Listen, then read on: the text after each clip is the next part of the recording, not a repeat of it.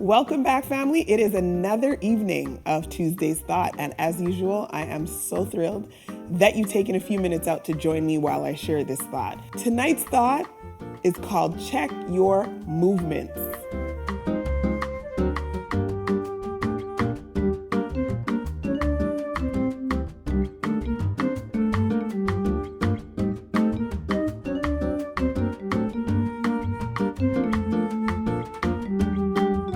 All right, there are very few things worse than the feeling that you get when you're trying to get to a destination, but you realize that you're lost. And the way that you know that you're lost is that you're going around in circles. You continue to see the same thing time and time again. You're trying to follow the directions, but you end up in the same spot as you were 5 or 10 minutes ago. Another thing, very similar thing, but that's probably worse, is we've all heard the saying, spinning your wheels.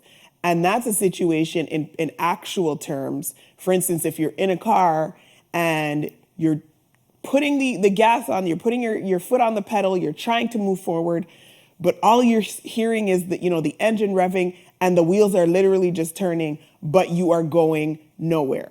In essence, you're stuck. You're stuck in something. Your wheels are stuck in something, so you're literally going nowhere and your wheels are just spinning.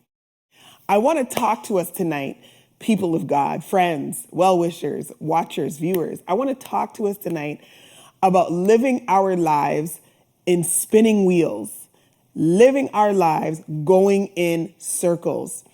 If we are not careful, there are some of us, dare I say, many of us, who are taking actions so busy, but doing a whole lot of nothing. What amounts to a whole lot of effort, a whole lot of energy, a whole lot of resources. But in fact, what we're putting those things into are really yielding no fruit. And so we find that we're living a life of constant busyness, constant clutter, constant go, go, go, but we are not seeing the fruit of it. Our lives are just in a state of spinning wheels. And I want us to be cautious and to be mindful of that, because we are called to use the gifts that the Lord has given to us, to use the resources, to use the spaces that He's placed us in, to use the opportunities, in essence, for His glory. And in everything that we do, we ought to see the fruit thereof. Now, don't get me wrong, okay? I'm not knocking a busy lifestyle per se. I'm not knocking, being active and getting involved and things of that nature.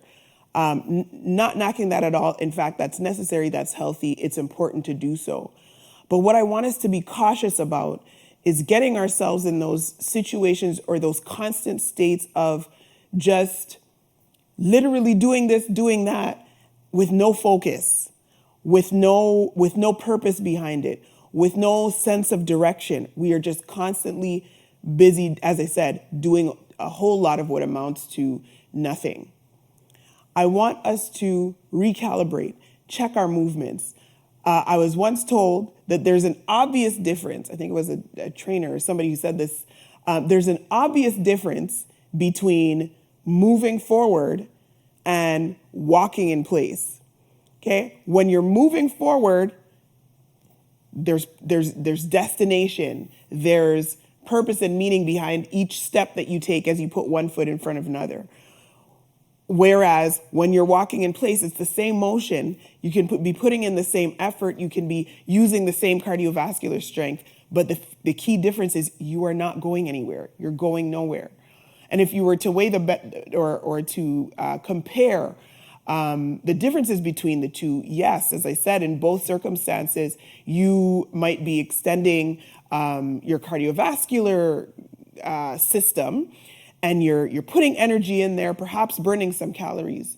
But the beauty and the benefit about moving forward is that you're going somewhere. And as you're on the way to that destination, as you're on the way to that place, you're experiencing new people, perhaps. You're meeting new people. You're seeing new things. You're observing the beauty of your circumstances. You're taking in the fresh air, as opposed to just standing steady and walking in place where there's no end result. I want you to conceptualize this, as I say, in terms of applying it to your daily living and to your lifestyle. Ask yourself the question, is all of my effort, is all of my energy, are all of the things that I'm doing, is it amounting to something fruitful? I want to share just a little tidbit of an article, a little piece of an article that I came across. And this was something written by I believe the writer is Dr. John Neufeld. And it just simply says this. It says, there are a great many people whose entire lives are spent in spinning wheels. I mean, there is much activity, but there are no eternal results. And that's the real heavier part of what I want you to take away tonight. I want us to be cognizant and aware and mindful. Certainly those of us who are in the way, those of us who are called believers, we recognize that time is short. Time clock is striking the hour. The Lord is soon to appear. And there's a demand on us to ensure that we are working while it is day. And we know what all of that means. But we want to make sure that as we are working, as we are laboring, the fruit that we are seeking to produce have eternal weight. Okay, we want to focus on the things that are going to have eternal significance, eternal consequence. I'm not talking about not being active in your day-to-day and just doing the things that are necessary to be sort of productive and constructive in your daily living. That's necessary. But to the person out there who is constantly just, getting involved in different things, doing things, taking time, valuable time away that you could be spent to be building yourself up. You're doing it in this, you're expending that time in this, or you're expending that time in that without real focus. You're engaging in things that God has not necessarily even called you to do.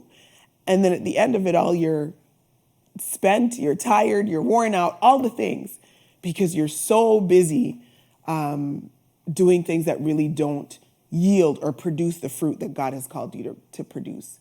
My prayer tonight is that somebody will grab hold to this, and that we will all be inspired to reevaluate, check our movements, check how we're moving, check how we're using our time, using our energy, using our resources in the time that has been allotted to us, the time that we have, to ensure that we are maximizing producing the fruit that we are called to produce as kingdom believers. As always, it is my prayer for you that the peace of God will be with you. And until I see you next time to share another quick little thought, may the Lord bless you really, really good.